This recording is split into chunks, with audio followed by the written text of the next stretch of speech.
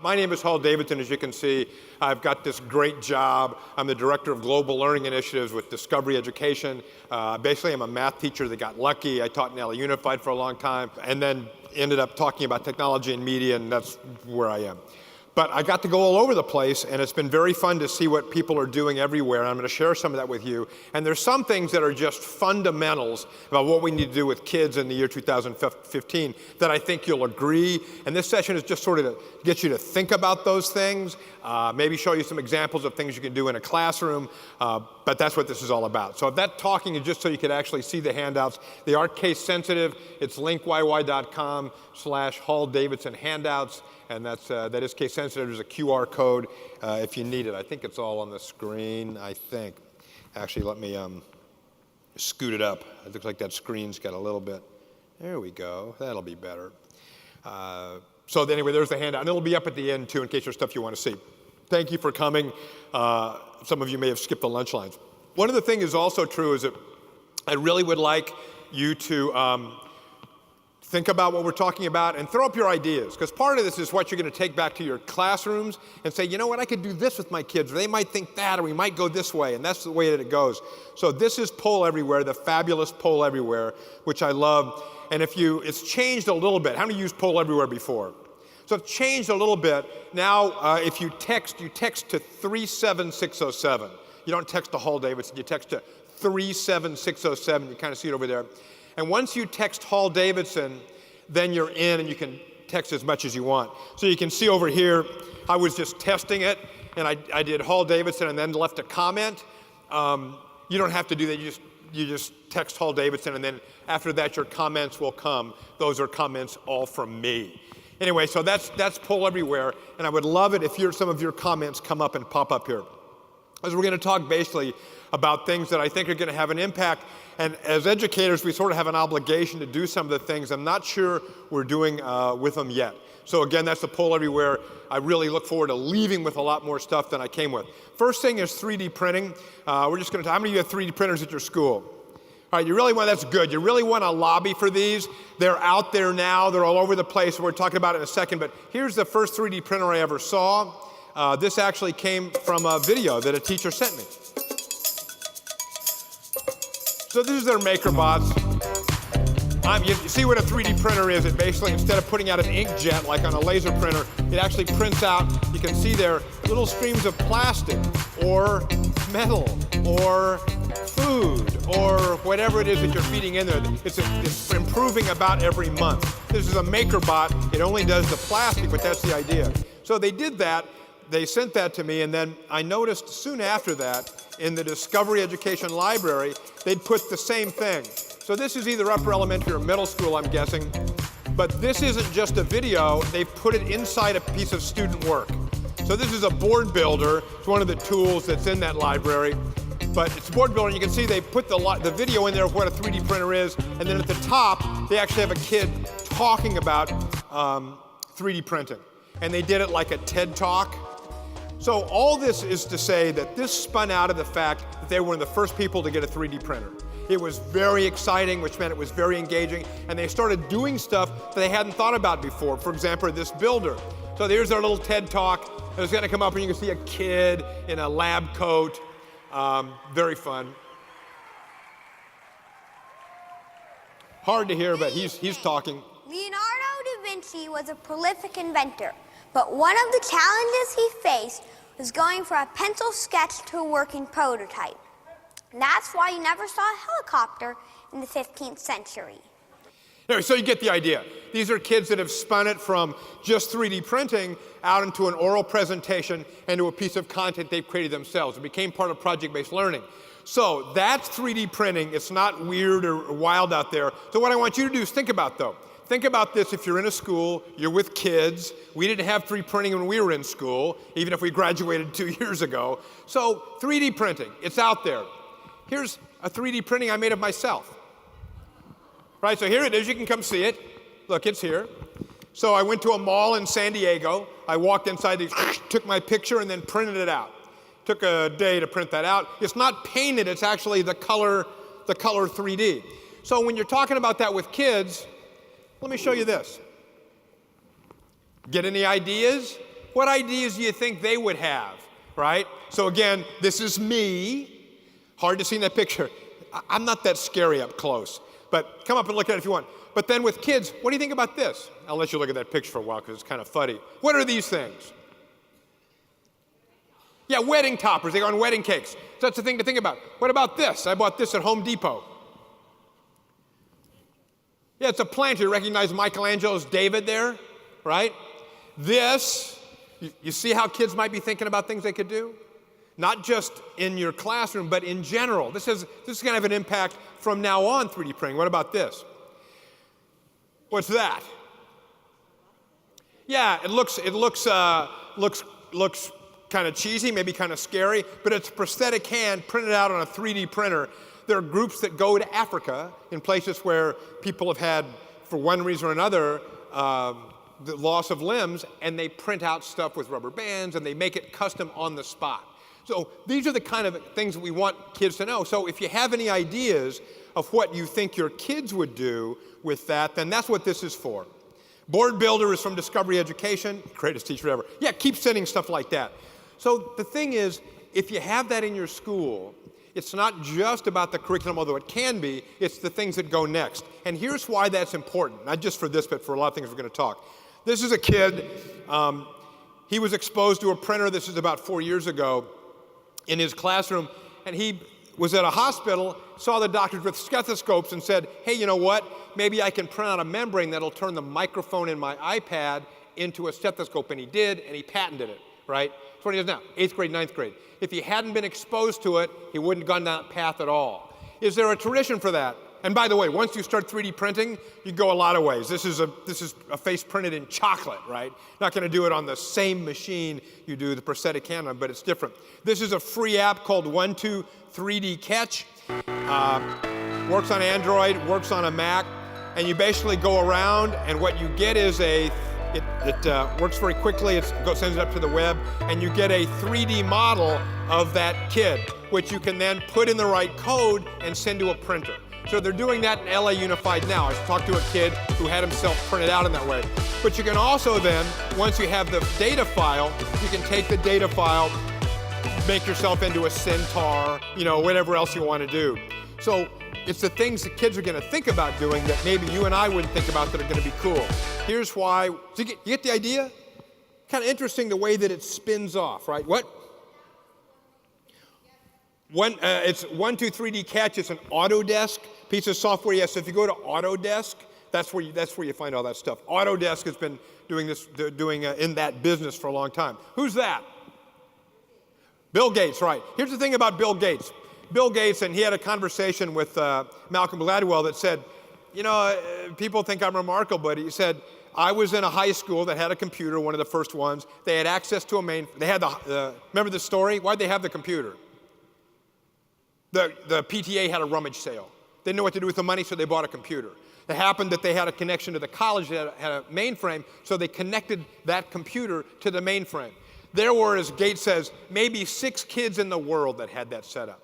Also, he was in walking distance from a college where he could follow up after school. There weren't that many kids that had that exposure. He had that exposure. So really, about 1/6 of the kids like this turned out to be the world's richest man. You know what I mean? So what happens is that Gladwell, in fact, wrote a whole book about this, and it's called Outliers. But essentially, all the people you see up there, in Gladwell's terms, were in the right place at exactly the right times. And what you want is for your school to be exactly the right place for exactly the right time for those kids. And that's the thing. That's the reason why we bring this stuff in, because now it may turn out that they're going to be something inspired in some ways as Gates was. Not because he was brilliant or because all that other kind of stuff, just because he was there, he fell into it, and he did it. So we really want to be able to do this stuff. Here's an example. Where did you get the pictures? This is a science fair project. Then I sent it to one of the technology teachers. Once he got it, he sent it to my science teacher that helped me with it. And then once she got it, she enlarged them. Can you hear that? Nice work. What's your name? Where do you go to school? My name is Jordan Fosday, and I'm from Maxon Middle School. Okay, so that's New Jersey. Could you hear what he was saying? Up here you can't hear anything. What did the thing that he used, what technology did he use for his science project. You take it for granted now. He used his mobile phone, right? How many of you allow your kids to use mobile phones for those projects? See, not everybody. So for him, mobile phone is an exposure. He did the egg experiment. You'll go back, you'll kind of see it. I'll kill the sound. Where'd you get the pictures? This is where you put the egg in vinegar and it changes and the shell becomes different, hard-boiled egg. So he did that at home. Good thing, experiment, your parents see you do it, your brothers, all that stuff. Then he took the pictures and the videos, sent them to the tech teacher, who then sent them to the teacher who printed it all out. And that's where he got his science project. He did it at home. He did it on his mobile phone. For that kid, not using your mobile phone for content creation is not even an option. He was exposed to it. He's going to be thinking about that from now on. And for him, that means that all that kind of exposure is going to be in his head. And the people that invented apps for parking lot or the apps for rideshare, all of them needed to be thinking in a mobile world. And that kid, in the simplest thing as a science fair project, did because he was exposed to it. All right, here's another exposure. Drones. How many have drones? Ooh, some people do. So this is a group of teachers experimenting with the drone for the first time. This is the Den Summer Institute. But they took it out of the box. You think they read the instructions? Absolutely not. So they're outside and they're playing around with it. And here's where they decide it's powered by an app, right? So somebody's got their phone and they hit a button and it flips over, which they didn't know at all. So watch what their reaction is. You see the drone there kind of in the middle of the screen? Here. Oh my God. Yeah! Did you see it flip? Good night, everybody. Let's look at it one more time. So here it is, they're just flying it around, left and right, up and down, and then they accidentally hit this thing. Watch it. Oh! Yeah! It does like a whole loop-de-loop. So they got excited about that. I mean, that's what happens. You bring these things, take them out of the box. All right, so what can we do? What's the quality? Let me show you another example. This is Google Earth. This is where I live. So I live in Los Angeles. It's Hollywood, and you can see my house there, and you can see in the far corner up in the thing, see the Hollywood sign right up there in the upper left? That's the Hollywood sign. That you can see like some of my front porch if you kind of look around a couple of trees. So I show you that to put it in perspective because my neighbor's kid right behind me, in the house behind me, brought over his drone, and he sent it up to the Hollywood sign from my backyard. Look at this thing. So he's going over the San Fernando Valley, over the hills, that's the San Fernando Valley. Then he spins around and looks back at LA. So that's Los Angeles from this little drone he's powering from his phone. Is that just not wild? So that's what kids, this is what kids are buying now. See the propellers and stuff? So it's got videos and yes, there's all these other issues and somebody crashed one in the White House, but these things are not going away. How does it have an impact? This is, can you see that? This is sort of an outline. This is one of the 10 archaeological discoveries of the year. It's this basilica and of the year last year. It's a basilica. It's been there underwater in a heavily trafficked lagoon for a long time. No one ever looked down to see it. You know, if you're on a boat, you don't really see it because you're too close. From up here, you can see it. So could that drone have found, for a kid, one of the top 10 archaeological discoveries of the year? Absolutely. You know, there's a lot of stuff that hasn't been discovered, and you see it on and on and on.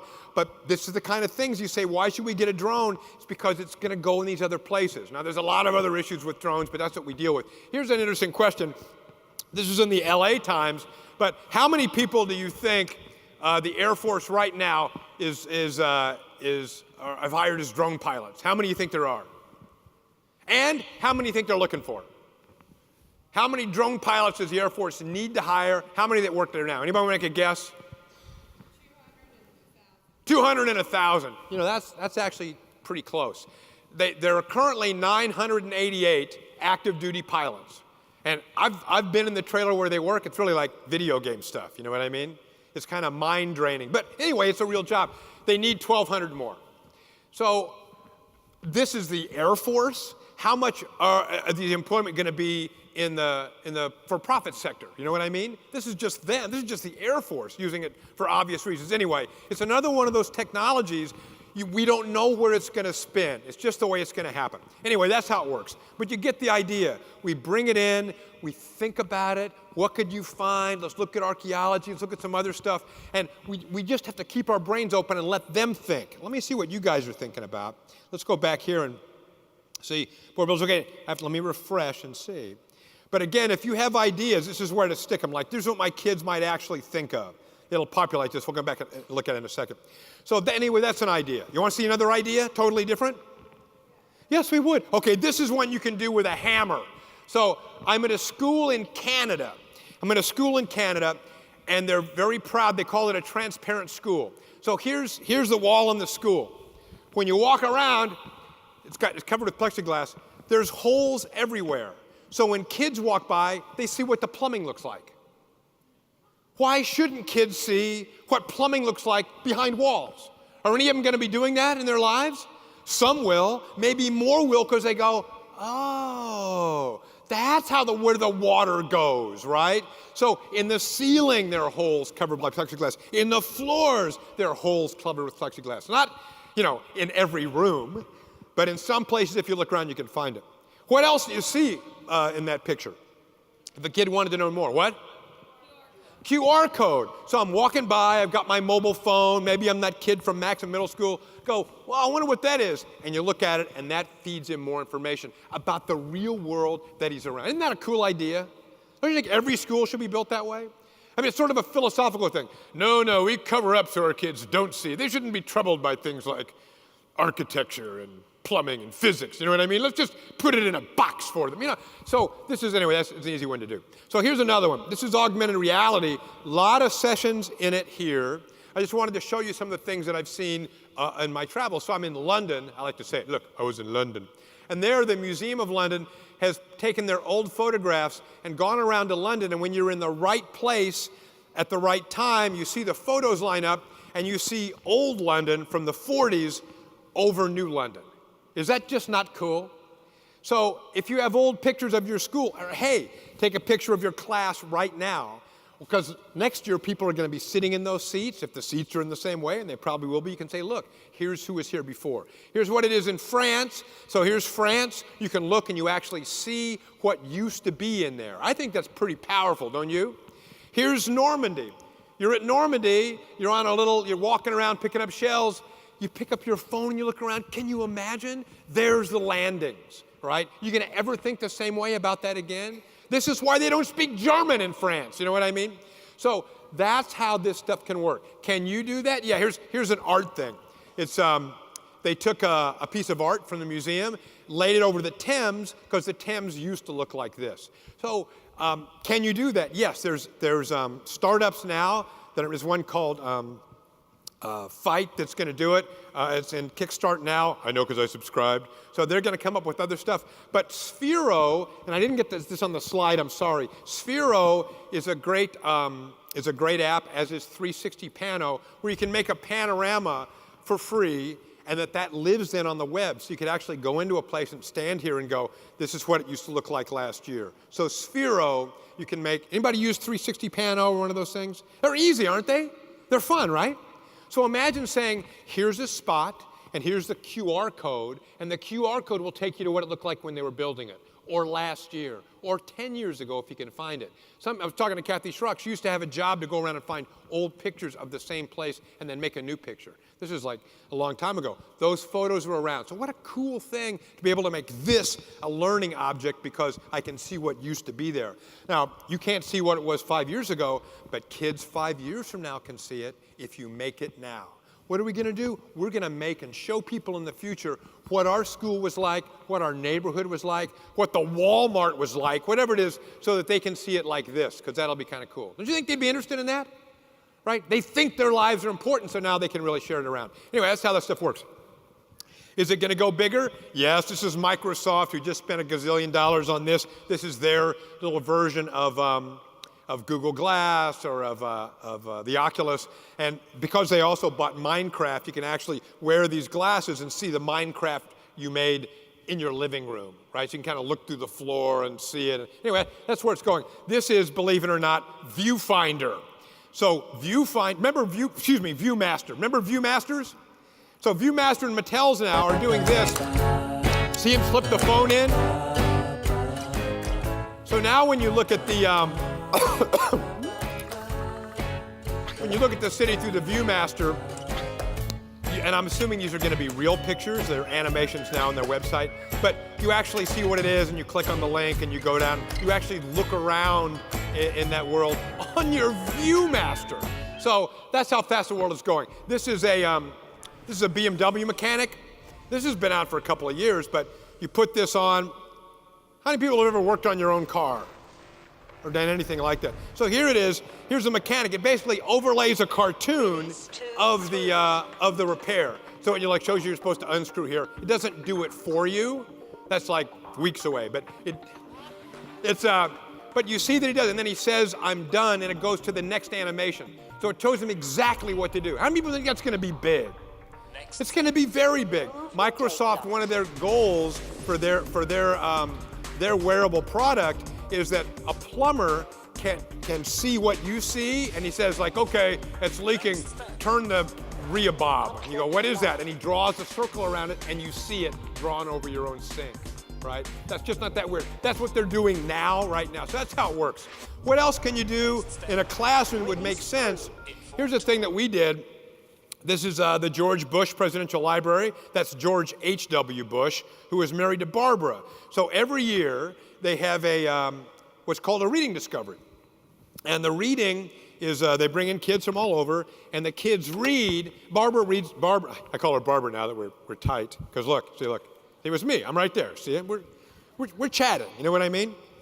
Oh, anyway. So First Lady Bush will read the first part of the book, and then they come up and they've sort of been prepared, and it's a group of reading buddies from all over the states of Texas. So that's what they did. It's a really good thing. You can see the archive right there. But we decided to do something a little different this year. Anybody see that? Like 800,000 kids see that. So I put up they picked the book, which is this book, Rushmore, and I put up a Google Doc and said any school anywhere in the world can add an augmented reality layer to this book. Which means that when this book is sent out to those schools, because part of the deal was if you participate in the webcast, the virtual field trip, then you get the book sent to you. That's what they've always done in the past. But now any kid could come up and say, I want to do this thing on this page. So what we did was we built a book. The book was already done by the artist. So we built an augmented reality layer. So let me show you what it looks like. So kids we downloaded Erasma. We created an Erasma channel, and the Erasma channel, we're looking at my iPad now. So I'm going to bring up, what was the app that I said? Erasma, yeah, that's it. So it's Erasma, and they could, because I gave them the login and the master key, they could put their augmented realities in the book. So let's see if this will work. I didn't test it with this light. But that's the author of the book and the educational coordinator at the George H.W. Bush Memorial Library. So they did that, right? That's the beginning. Actually, that one I did as the sample. Then they got to go in and say, okay, we're going to take various pages and do different things. And they'd go onto the Google Doc, and they'd say, we want to do this one. And kids showed things like this. And I'm hoping we have the sound here. But this is I should explain first. Part of the text in the book says that Gustav Borglum paid his workers something like $1.20 an hour. The kid will say it in a second. But it's like, well, what does that mean if you're a kid now? Doesn't seem like that much for a trained worker using dynamite. So they went online, they found a calculator, and they took objects from today and put them back in dollars back in Gustav Borglum's time. Gustav Borglum being the designer and contractor on Mount Rushmore. So here's Mount Rushmore, and I'm going to show one of the workers there. And look. He made $1.25 an hour. That is $20 today. For a comparison, if an iPhone 5 was sold in 1937, it would be only $5. But if it was sold today, it would be $100. Another comparison is, if a Lamborghini Veneno was sold today, sold in 1937, it would be $225,000. Today, it is $4.5 million. That is a lot of money. stopping? Are we stopping? He Anyway, made so $1.25. that's the idea. There's the page. Every page has, not every page. Every page the kids signed up for has something. Some people put electricity, some people did other stuff. The most fun for me was the one, these kids really got into it. This is the one in the back. Hoping I can pull this up, but you see in the last page of the book, there's the old mountain and the new mountain. Oh my, I have a letter from the South Dakota State historian, Don Robinson. He wants me to design and carve a massive sculpture. The Badlands are made up of needles that never sew.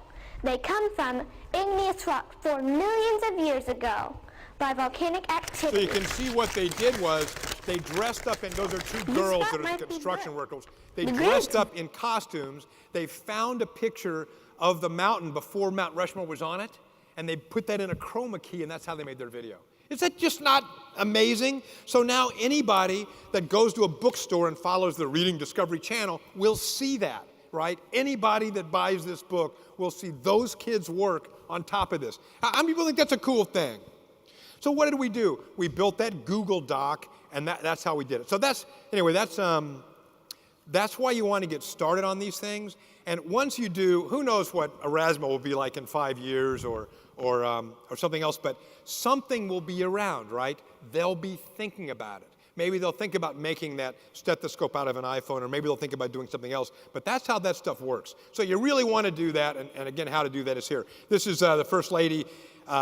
I'm over at the podium, and we're showing all the new the new layer on top of the old book. It was a nice combo. She's clearly excited by that. Anyway, it's all online in the handout. You can actually look and see how the kids did and their reading, and if you're interested in that. It's called Texas Connects, but could we do that in California? So yeah, don't you think we should? Imagine having a book and Tom Torlakson is there and he reads it and your kids have done an illustration on each page. Maybe they've read it in Spanish. Maybe, who knows what they did, but anyway, so it's another thing we can do. All right, so Mystery Skype. How many of you have done Mystery Skypes? Oh, how many don't know what a Mystery Skype is? Ooh, okay, so here's the deal. Mystery Skype is when, it's typically done by fourth graders, but you can do it with other subject areas too. Is your class, have you done it before? So let's say you're a fourth grade class. You Skype with your fourth grade class. Again, you could do the sixth grade, they've done it in middle school. And by asking yes or no questions, you try to guess where they are before they guess where you are. So what's a question you'd ask somebody? What's a question you'd ask? It has to be yes or no. You're looking at another school. Hi, I'm Carmen. I'm Carmen. I mean, what do you ask them? Yes or no question. Are you west of the Mississippi, right? And if they say, they'll say either yes or no. And let's say they say yes. Now, they're going to ask you a question. How can I best use that information? I got to have a kid with a map opening it up and going, it's one of these states. How can we differentiate now this state?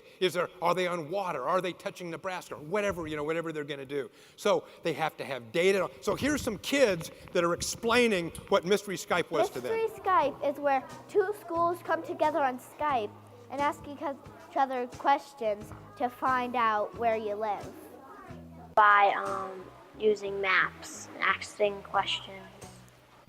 Yesterday we had our first Mystery Skype and the students made a connection with a class. And See, they had worksheets. Through a lot of efforts, they helped each other realize where the other school was. You have a whole bunch of jobs, like question keepers and This is the Google 40-year-old fourth grader. like that type of stuff. My favorite job is the Google Mapper that I ever did from Mystery Skype. We live in Yosemite National Park. We can literally see the 6th world's largest waterfall from our windows. It's the laugh that only fourth graders can hear. But good experience. I will tell you, I did it with the school in Orange County. I was there. They lost. They really got their butts kind of kicked. And 6 months later, they're going, no, we're ready to do it again. We want to do it again. So they had to set up a Twitter account because you look for the hashtag Mystery Skype. But if you go to Skype School, you'll see it's not just about geography anymore. You can connect with an author. There are actually authors who will talk to your class. You have to set it up ahead of time. One of the things, by the way, that I thought was great that came out of the session this morning with John Carippo and I, and people brought this up in Sheridan, a guy shared that when you do this, you use Poll Everywhere, and the kids all put their questions in ahead of time, so that when the author comes in, the author can ask the questions, right? Pick the question that you want. Otherwise, every kid is something, did you always want to be a writer? Okay, and then you ask a question. And then the other kid goes, well, when you were in high school, did you want to be a writer? It's like, we asked that question, you know what I mean? So you do it in Poll Everywhere, and the author will pick it. Anyway, so Skype School, it's really kind of a fun thing. This is indulgent, but you start with Mystery Skype. You look for the hashtag Mystery Skype, right? Hashtag Mystery Skype on Twitter. You'll see all these people going, hey, we want to do it on Tuesday. And you'll be able to figure out sort of who they are because of their time zone and their Twitter account. But kids won't, so you kind of keep that mystery there. One class makes a little mask of every location that they shared with, because after they're done, they share things like, you heard the Yosemite information, or we do this. And it was funny, in Orange County, the school had 900 kids. They were Skyping with a town in Illinois. The town had 900 people, so they chatted, and it was snowing there, and they went, it's snowing. Anyway, it was very cool, so you learn that. This was what we did with 2 countries. So this is 2 countries. So you can find maybe a special event where you can do this. This was England and Canada. And England and Canada don't share Veterans Day the way we do. They always have called Remembrance Day, which is about World War I. World War I, particularly if you were early in the war, was particularly brutal. I mean, it wiped out a generation in England, really impacted Australia, Canada, things like that. So it's a very big day there. They've tied it into all the other wars too, but they still key it around World War I. It's still very current. We were going to do this project between a school in London and a school in Canada. And it was funny because I'm walking around the school and a kid comes up there. The principal later told me, we encourage them to be inquiring. She comes and goes, were you in the war? She didn't mean like Vietnam. She meant like World War I. That's what she meant. Anyway, so I lied. Anyway, here's the, no I didn't. Here's the kids sharing their experiences. Just a little bit, just a little quick. My family was involved in the war, and I've got a family tree. During the war, my great-great-grandfather had been in the war, so now it's like a Remembrance Day every day for me. So you sort of get the idea. What we did was we pulled up a Padlet, and we had archives from both countries, and they had to write adjectives and nouns, and then in Padlet, and then put them together to form a poem. So both classes in real time were reflecting on the object they had seen. One was a penny, big penny, that the Queen sent if your family member was killed in a war. You got it's like a, gosh, you have it's like a little medal or something. Anyway, so this is them. This is us now working on the in real time on this poem. A simultaneous poem written between these 2 countries in real time. So this may be a world's first. So they did it differently in Canada. They actually wrote it on paper because we had created the Padlet. We could do it. You know Padlet? It's an app where you can write words and they appear, and we put the picture of the penny in the background. That would be a terrific last sentence. What do you think? Should we stop there? Do you want to keep going? Keep going? All right, what should be next? So died for honor. Oh, I like by myself then. Where's by myself? Is by myself how we want to finish it? So they created the... at the end? Okay. All and the then words, we're going to read this aloud to them, yeah? Case. Okay, ready? Good? Good. So we're ready to go? I think our poem is constructed. This is a poem combining the talents of Hamilton School, Hamilton Memorial, and Pakeman. War, terrifying, really scary, died for freedom. I feel alone and scared. I have to dig a trench to hide. Upsetting, frightening, annoyed. Freedom, died for honor, by myself. Excellent work. So how many people think that's kind of a cool idea? Anyway, so the idea, it was, they were very excited to be talking to people from another country. And we had some time zone issues. The kids in London were just getting ready to be dismissed, and the kids in Canada had to come early to do it, right? So, but it was a very special event. And again, the takeaway is these kids will always think they can visit somebody in another country on their computer screen. They'll always think they can create something together with somebody in a different environment. It's just now part of who they are. And when they begin to move into worlds and other projects, that's going to be part of what it works. So that's what I'm talking about, is we want to expose kids to this stuff. And we go, oh, but it's just as easy to do it in a different way. Yeah, but the Padlet and the Skype were both, I think we didn't use Skype, we used something else. But those things are what goes into their brains as the way we do business. And that's what exposure is about. So one of the great things about Q is we find curricular reasons to bring these tools in. But once those tools are in, we can use them in a lot of different ways. And you just don't know who's going to be the next person to take a big leap because they've had that exposure. So here's another example of how that works. This is the lamest example ever, but they're digitizing the Natural History Museum, all these insects and stuff like that. And they were trying to do 20 million specimens. They got to digitize with little digital cameras. And one guy was being driven crazy because he watched his colleagues try to position these bugs in all these different ways. And he said, because he'd had logos as a kid, that was part of his kid experience. He went, I can build this with logos. So he did. So here's the logo mix. They used professional entomologists in London that were digitizing 20 million insects. And they're now doing it with Legos. So they built this little Lego thing. This guy did it, this entomologist. And that's what it looks like. So he can spin it around. You pin it to that, that thing. It's already dead. You pin it, and then you can spin it around and do the 360, which is what you have to do if you're digitizing a bug, right? But isn't that a neat idea? So he watches it happen, and what does he think? Wait a minute, we want it to go this way, we want it to go this way. I've made a gear like that in Legos when I was in 6th grade. It's like, yes. So it all comes back. So when we expose them to these tools, that's how it works. Anyway, so here's, if you haven't seen this before, I think this is really one of the things that's happening. Math, and I taught math for a long time, it's finally math's turn for digital instruction. It's finally math's turn. And what does that mean? It means we're going to use digital tools. It means we're going to be able to teach math like mathematics instead of like spelling. When you do the fluency, memorize, spit it back, it's like spelling, right? No one gets excited about literature by spelling. We have to teach the concepts. But here's what's going to force us to do it, apps like this. So here's a free app. Anybody here teach math? Okay, and now I've seen this application already twice in this conference, so you may know, but you know Photomath? So here's what it looks like.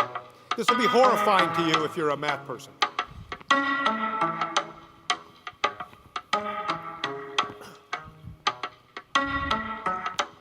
It's just in Max for now. But you hold it over the problem, and it tells you the answer.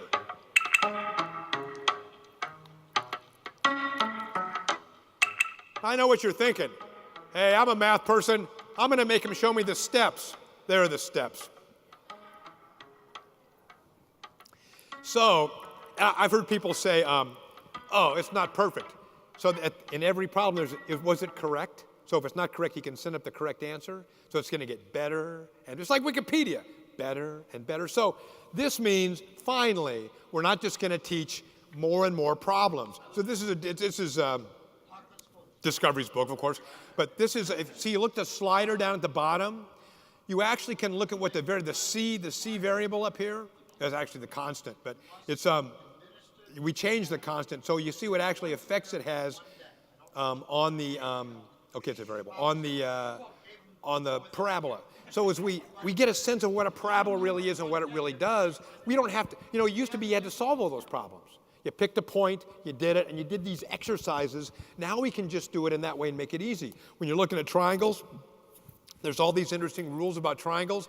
But if I can see the areas and the lengths on each triangle, as I move it around, it does the math for me. I don't have to do the area computation. I mean, that's important to know how to do that. But what's more important is, what does that really mean when I'm building something? What does it really mean in terms of a triangle and what it can mean and how it's strong? I mean, there's a whole sense of it that we never got to because we just did it in that way. Anyway, so it's going to be pretty cool. This is a guy that a superintendent came in. He was a social studies superintendent, but in this district, they have a special thing out of the year. It's like a lottery, and if a teacher wins, the superintendent comes in and teaches their class for a day, right? You know, it's not a sick day, not a professional day. You have a day off. Isn't that a cool idea? How many are going to mention that to your superintendent? It also means the superintendent has to come in and talk.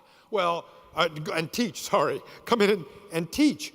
Well, he taught math. He didn't know math class, but he did have this digital product. He said it was great. Anyway, I'm old enough that I remember when calculators came. Remember when calculators came in? Anybody else that old? It was like, this is horrifying. You can't use a calculator in math class. I mean, really, that's what we said. And then, of course, quickly we're bringing them in to use them. So that's the deal. We're going to be able to do math in a much richer way, which is cool. We just got to get there. So this is actually my living room because I was going to paint it, right? So this man wants to paint his room. What does he need to know and why? When I was a math teacher, I would have given him all the dimensions, and I would have said, find the area of the paintable surface, right? But Dan Myers, he's right about this, basically says, be less helpful. Let them figure it out. What do I need to know if I'm going to paint my room? You tell me. Because once I got the math, I can do the math. I have a calculator. But you tell me. What do I mean? So when you do this in a math class, one of the things you couldn't really do was oral work. Like, it really helps kids. Have you ever done this? It helps kids to solve a problem out loud. Have you ever done it where you're thinking out loud and you're going, okay, let's see, we want to go to Brazil, but it's going to be, now that I'm thinking about it, we could, that now that I'm thinking about it kind of deal, that really kicks in. But you couldn't do it because if you got 30 kids in a class, you can't. But if you're really thinking about answers instead of questions, right? What's the question to this answer? I just love that. It's a whole different way to do it. If you have a Google Voice account, how many have Google Voice accounts? And you let your kids use their mobile phones, middle school, high school, you can give them a problem and say, call up, either in a group of 2 or yourself or a group of 3, and explain to me how you do it.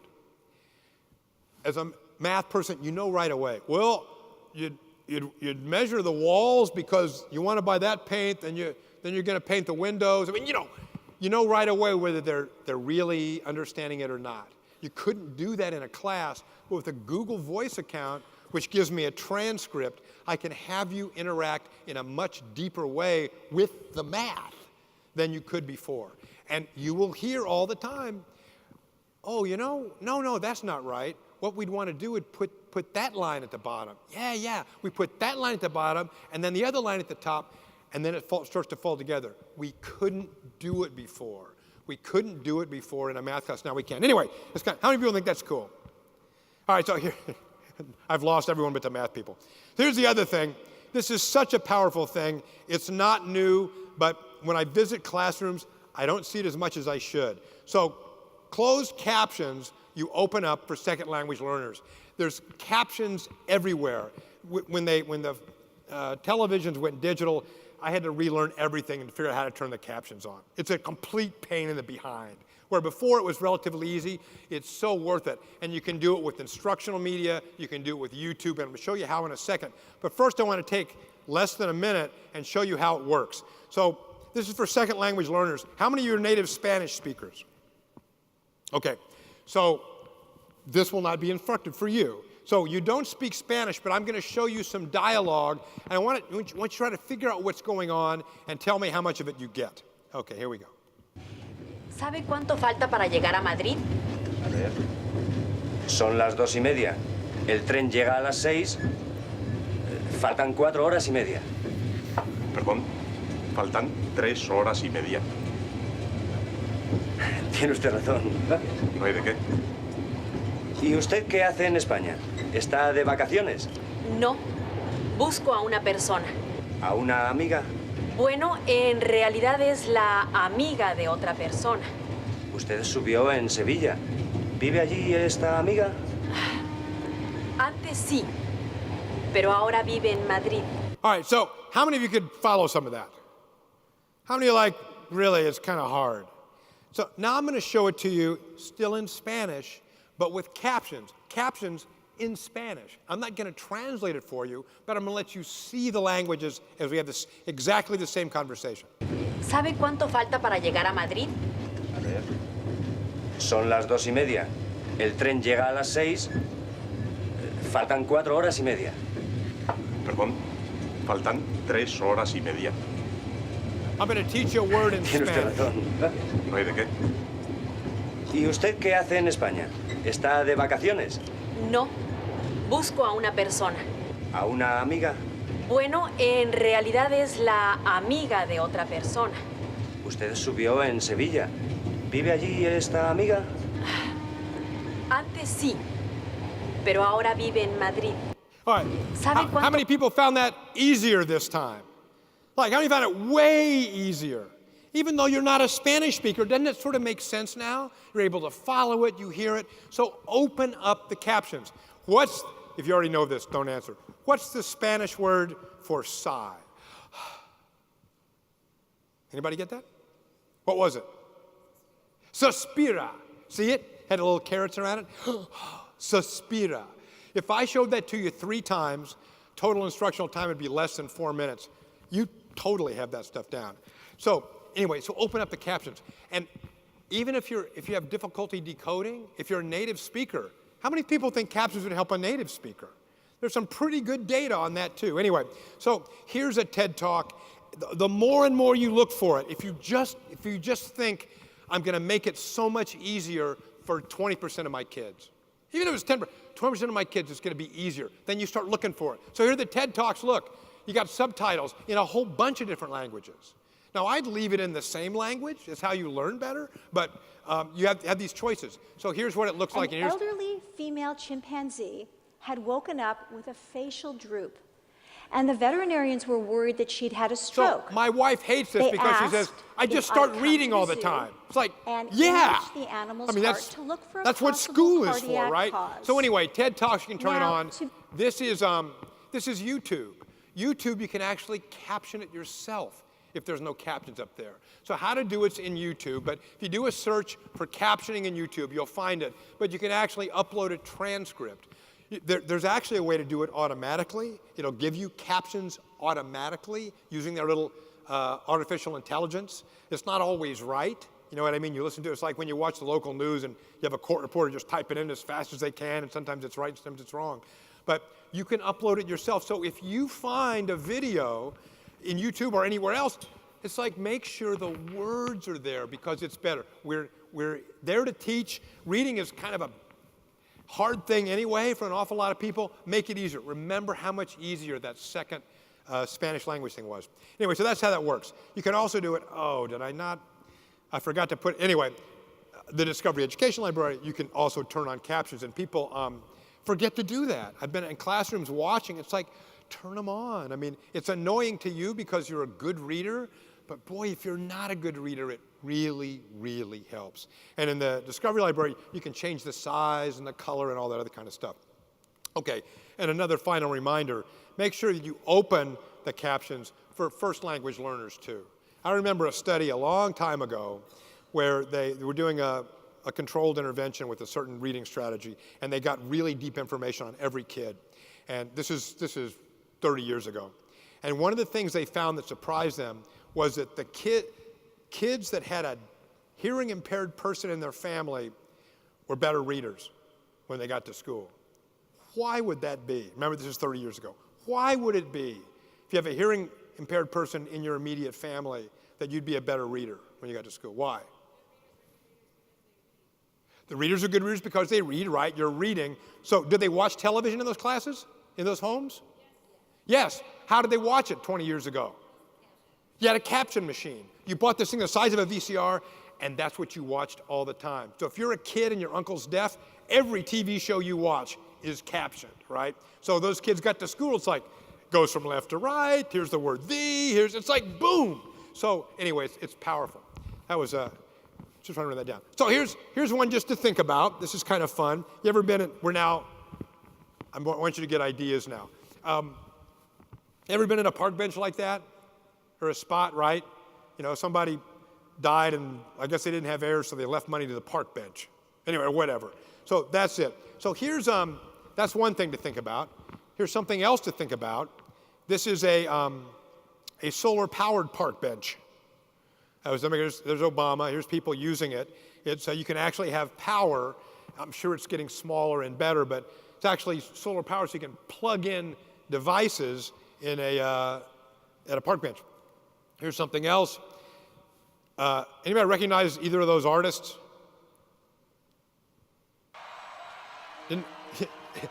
There's no way you can allow any words in that song to be heard in this environment. But anybody recognize those people?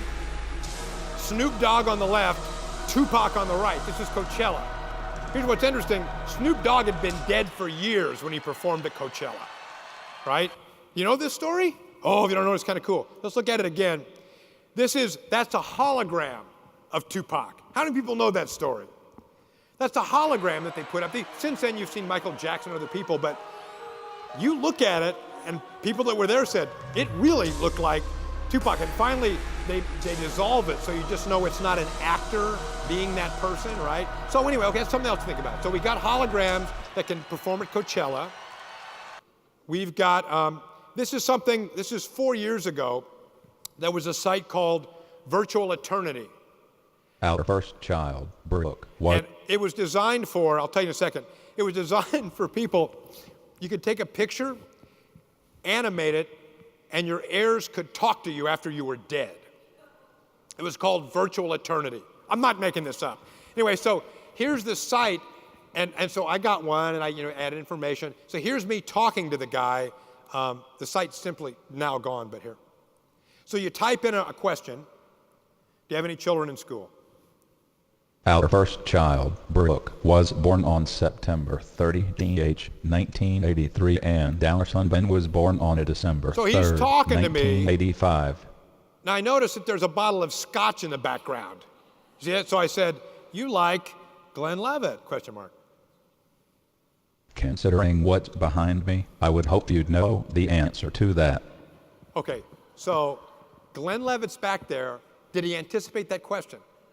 Yes. So you tell me. Oh, here's my own. I made one. Look, it's just spooky. It's just weird. Anyway, so you tell me. What's in 10 years?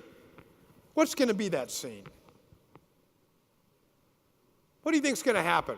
What are one of your kids going to put together? What? We saw Roger Friedman's little plaque. What are we going to see in 10 years? What do you think? It's going to be a hologram of who? Yeah, Grandma or Roger Friedman, right? I'm funding it. Are you going to be able to power it? Yeah, you can power it now, right? Plug in a little projector. You sit down. You're not going to ask about scotch, but what might you ask? Anyway, so you want to leave a legacy in Central Park or wherever you happen to live, do a hologram of yourself, leave enough money, and then somebody sits down and woof, you appear. Hi, you'll know the temperature, right? Hot day today, isn't it? Yeah, I mean, I'm going to know it's a hologram, you know what I mean? But I'm still going to start talking. Do people talk to people that aren't there? All the dang time. So it's like, hot day. Yeah, it is. Are you dressed appropriately? No, I wore this. I'm having this conversation, right? So that's not that hard stretch, is it? So we don't know who's going to put that together, but it's not going to appear in this slide. But that's why we expose kids to this stuff. That's why we let them play, because they're going to think, hey, wait a minute. Here's a guy that left a plaque. Maybe it could be like Tupac at Coachella. You just don't know. So you bring in this technology. You bring it in to teach social studies or math or whatever you do. But that's exactly how that stuff works. Okay, so here's I actually got done sooner than I thought. So let me show you some other things. Here's the other thing you really want to do. In this state, you want to have your kids make projects and submit them to a media festival. How many of you have done that? Okay. Oh, see, that's so not enough. Do kids like to make videos? Yes, if you give them a challenge, a rubric, and your team competes against that team, will they do it? So give them a rubric about math or social studies, something else. This is the oldest film festival for kids in the country, probably in the world. It's curriculum-based. You pick out a state standard, your kids make a video for that, and that's what it is. And every year we do this. Most fun year, because I've been hosting this thing for a while, the most fun year we did it at Mann's Chinese Theater. All these kids from all over California, you know, the footprints and stuff like that, they saw their clip of their video on that screen. Big sound, all that stuff, with people applauding and laughing. Is that a good experience? It's so good, and it's so free because it's all volunteers that do this. So that's what you want to do. But it's not going to have to be that. After the keynote today, we're going to be showing clips from all of these different video festivals in California. There's LA Unified, there's LA County, there's San Diego, there's the Slick Rock Festival, which is in Central California. So all of these things are there. All that I'm looking at, I'm pretty sure are free. There may be some that have something to help pay for the plaques, et cetera, because you usually get plaques or something else. But it's a really good thing to do. You make it with your class, and I could show you examples. I've got some in here, but I'm really not going to have time for that. Kids just do great work. So here's what you can do. One, make your own festival. In our classroom, we're going to have the Emerson Awards. We're going to do an Emmy. You get an Emmy Award. And then you challenge kids in social studies. Or, don't take the ones where they're succeeding already. Take the subjects they're not getting a handle on and kind of do it in that way. That's how that stuff can kind of work. So you can make your own festival. You can also be a judge of the state festival. So that's how that stuff can work. 2 more things. I still got a second to go. Put a book trailer video inside your book. How many of you know book trailers? So you can have your kids make. Here's a book trailer. This is one made by the publisher. Seconds. Thinking about it now, I'm surprised it didn't worry us more. I guess we thought we could fix what happened, but we couldn't. Does it make you want to read that book? So if you go online and you search for book trailers, you'll see all the publishers that did that. There's examples right here. If you do a search for book trailers, well, I did it on this other slide. There's the search for book trailers, and you can see it. But why not who do book trailers? Who should make them? The kids, yeah. So here's a video.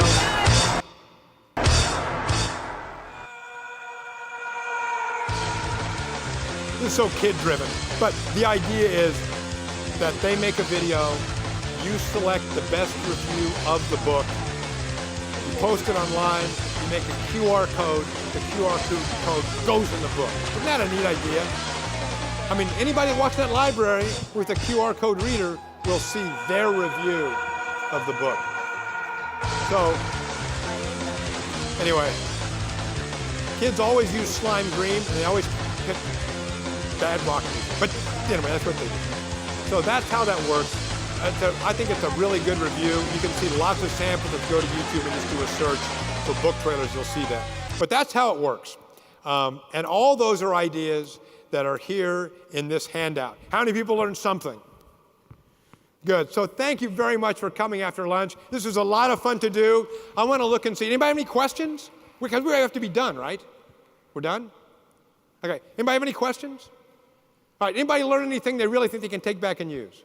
Yay! Okay. Well, this is a lot of fun. Please go get the QR code if you need it. It's case sensitive, but lots of fun examples. Let's expose our kids so that our schools with kids are the right place at the right time. Thank you very much. Yay.